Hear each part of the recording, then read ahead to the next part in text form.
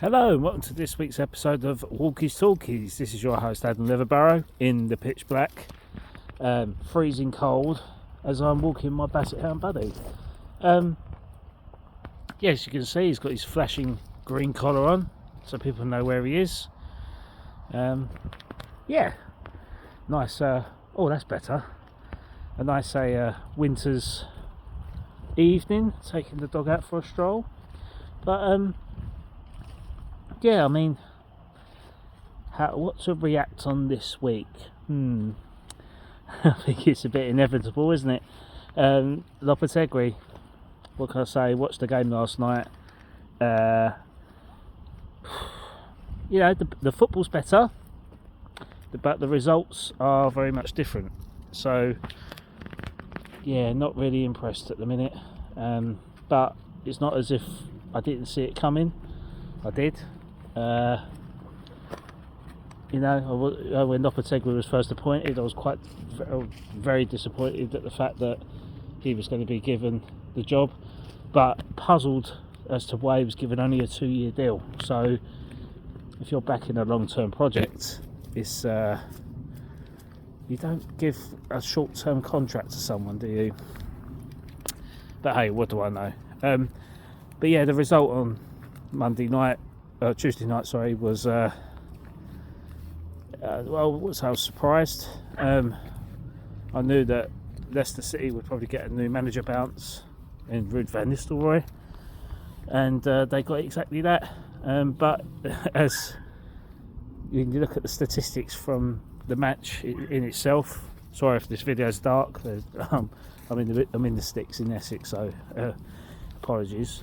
But yeah, when you look at the stats, I mean, we had 61% possession, 31 shots, 10 on target, almost 600 passes to Leicester's 350 passes. But we got moisballed, didn't we? We got moisballed. Last season we were coming away from and snatching results like that. I can remember Arsenal at Christmas last year. I can remember Spurs game. We were completely outplayed in the first half, and then in the second half we come out with a smash and grab, and effectively that's what happened. But I think Leicester City smelt blood, and they took their opportunities despite it only being 3-1. But they had 7 chances and they had 5 on target and converted 3 of them. You could argue that they were probably more clinical. But I spoke to my dad earlier today and we were talking about the game, and he said he would rather watch Lopetegui style of play than David Moyes' style of play. And I think that's the general consensus, isn't it? I mean, a lot of the fans are quite happy with the progressive attacking threat that we've got, but we're just not clinical enough.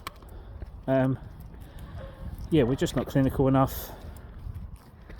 We've got, an argument could be had that, our star striker had been injured for a significant part of the season. But the fact that he come back and scored just proved how vital it could actually be. But I think it's a matter of too little too late. We've been very inconsistent. We've lost the game. We've won a game, we've lost the game, we've drawn a game, we've lost the game, we've lost the game, we've drawn a game, we've won a game, we've lost the game. The pattern is shocking. And there was an interesting stat that came out today that West Ham are the 3rd worst team that have conceded the 3rd most amount of goals with 27. We're in the bottom 3 in that statistic. But we're quite fortunate enough to score 18 this year. So, again, there's all pros and cons. But for me, I think Lopetegui is a dead man walking. I'm talking to you as of Wednesday night, about 7:30 in the evening. And, again, walking the dog. And I've heard something online that Lopetegui is already gone. Not confirmed. and that Graham Potter is already the man that's accepted the role. So I'm just not happy about that. Some people might be, but I'm of the agreement with David Sullivan on this, that the fact that I believe Graham Potter succeeded because of the way Brighton had been set up as a club, and Potter got found out with Chelsea. He had a wealth of luxuries at that club, with the amount of money that they spent, and I think he's just a massively overrated manager.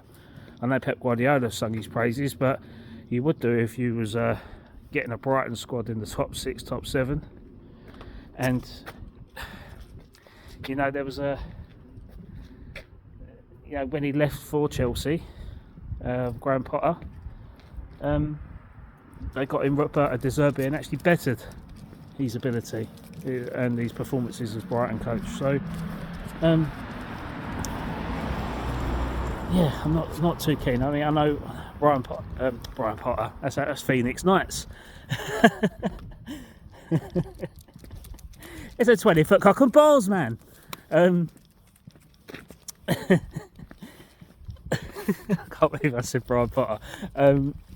Nostalgia, oozing nostalgia. Bring that back, Peter Kay. If you're watching this, you ain't, but bring it back. It's a very, very good comedy. I love it.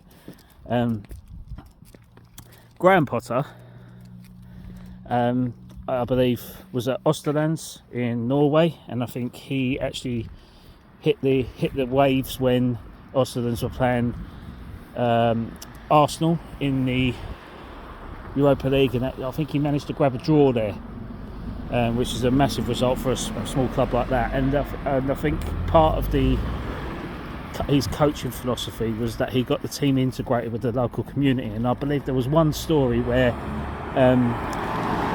he got the first team to do ballet classes with a local girls' ballet school to kind of help their fitness and stuff like that. So that's an interesting thing. But obviously his talent was recognised, and he went to Swansea City, and from there he had a pretty good spell, but with Swansea, just missing out on playoff places, and then Brighton took him up after a short spell at Swansea, and obviously he done ever so well at Brighton, and got his plaudits there. And then obviously the Chelsea scenario is a matter in itself. But if he's the man to take over, just so underwhelmed by it. Just so underwhelmed. The thing that frustrates me with West Ham is that they go cheap, and there's a famous saying: you buy cheap, you buy twice. And sadly, this is the case for West Ham. So they got Lopetegui on the free. He hasn't done a good job. They're going to sack him, and they're going to pay him off £4 million. Easy money, isn't it, for a manager to not do their job? And then they're going to go get another free agent who's going to be on probably the same amount of money as Lopetegui was, and it's just going to end the same way. It's just going to be very uninspiring, very flat, no true identity again. But it's a tick box process for David Sullivan. It's a tick box process because he's free, he's cheap, he's English. It's an appointment the likes of Nigel Farage would be happy with. I'll take that lightly, but personally I think it's a wrong appointment. If West Ham are going to actually try and make West Ham are actually going to try and make a statement, they need to go out and actually appoint someone that's in the job, pay the money, pay someone who's doing a good job. I mean, you look at the top leagues. I mean, we're not going to ever pay someone out of their contract. Like Ruben Amorim, for instance, we're not going to pay £10 million to really get him out of his contract. But we could dip into the Championship. We could dip in, and I'm going to say 3 names here. They might be absolute, complete non-starters, but there's 3 names that should be in contention if you're looking at young English coaches that have a sort of West Ham connection. So the first one would be Michael Carrick. I think he's done an incredible job at Middlesbrough, and with limited resources, limited funds, and sometimes they've had to revert to their youth academy to get the best out of players. In his first season, I think they finished 5th. Second season finished 8th, I think, or 8th or 7th in the Championship, and this season they currently sit 5th again. So he's a playoff contender manager, getting the best out of a very average team, I think. A second one is Scott Parker. I mean, some people kind of balk at Scott Parker because obviously he took over Fulham. He'd done an amazing job there to get them promoted. But obviously the Premier League season after that can't be forgotten, which kind of led to him leaving Fulham. But then he took over at Bournemouth, who were in the Championship, got them promoted, and then within the first couple of weeks of the Premier League season, he moaned about the transfer, the lack of ambition, so he left. And then just so happened, as soon as he left, they were taken over by Michael B. Jordan and the rest of Hollywood, sort of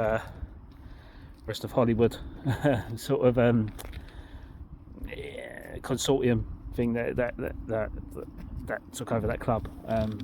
Sorry if I'm stuttering, I'm just trying to remember what he's actually done. But then Scott Parker made a very bold move. He went to Club Brugge. So Club Brugge had qualified for the knockout phases of the Champions League for the first time, I believe, and he took over, and they were sort of struggling in the league, but he didn't really do a very good job, and the Belgians didn't really like him. Wasn't very successful. They got knocked out of the Champions League very easily, and that was that.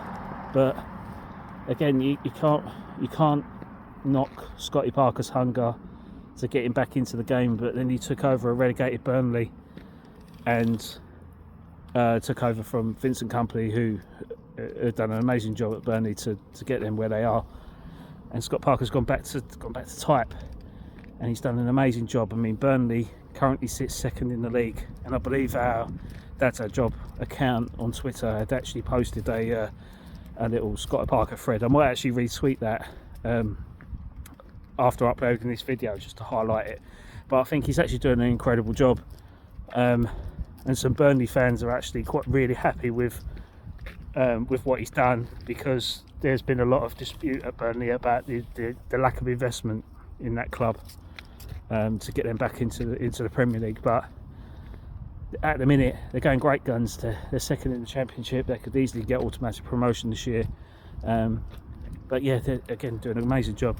And my third pick in the Championship is another West Ham connection. His former youth coach, Liam Manning. Liam Manning is currently at Bristol City. People will recognise Manning from last season, when West Ham were defeated, they were knocked out the FA Cup on a replay against Bristol City. So personally, I think that first leg where Bowen got injured, I believe, Bristol City bullied us, absolutely bullied us, and they had a striker up front for them called Tommy Conway, who funny enough now plays for Middlesbrough, and I think he is an absolute quality striker who would have done West Ham a turn. I think he went to Middlesbrough something stupid like £2.5 million for a young Scottish international. I think it's a no-brainer for me. You've got that sort of talent dipping in the Championship. You could easily spend that amount of money and have a very low-risk gamble on that. But Bristol City, and funny enough, that's where George Urphy is now at the moment on loan. But Liam Manning, he tore West Ham a new one on that FA Cup. And got themselves a draw, and they did right. He deserved it. And then in the replay, Tommy Conway sets up again, capitalises on a Mavropanos mistake, a poor back pass for them to win the game 1-0. And again, they just absolutely bullied us, man for man, stronger to the ball, first to the ball, more clinical, hard tackles, great passing. Yeah, again, like a very, very well drilled Bristol City side, but again, lack of investment. If they had a couple of good, decent players on their books, other than George Murphy, of course,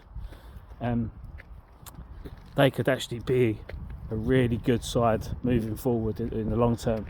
So that's my 3 picks. You know, if you're homegrown and you want people that are doing a good job at the moment, look in the Championship. Plenty of talent in there. But for me, if the rumours are true, Graham Potter's the next West Ham man. It's not good enough, West Ham. It's not good enough. You're supposed to be a massive club. It's supposed to be massive. In fact, I think we've just found out who we really are. Cheapskates. So, that's it. End of the Lopetegui era. I'm here with my dog. He's sniffing every blade of grass possible. I'm freezing my arse off.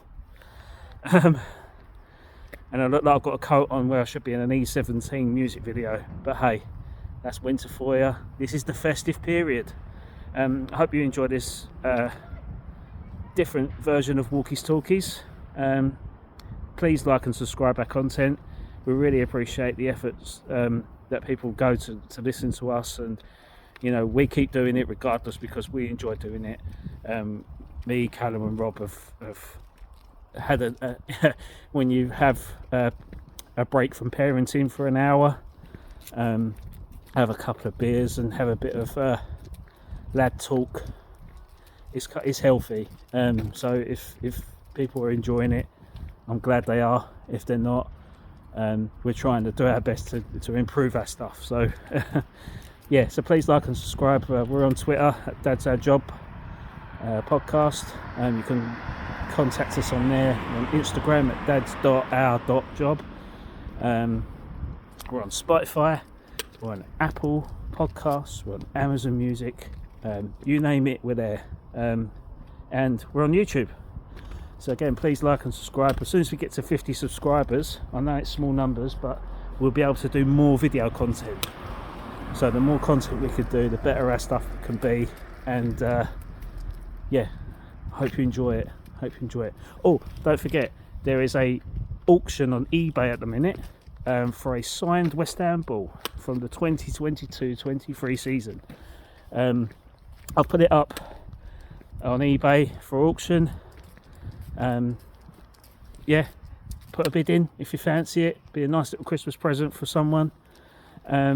All the funds go to help us improve again our podcast, and yeah, it's, you know, we're not taking any money from it and going out and buying beers or whatever. Like, what we want to do is just upgrade accounts, upgrade our StreamYard, upgrade anything we possibly can so that we can have better content going out there. So if you fancy a West Ham ball, go on eBay, put a bid in. You might get lucky. It'll be a fantastic present for someone from a team who won a Europa Conference League trophy. So thank you very much. See you later. Goodbye.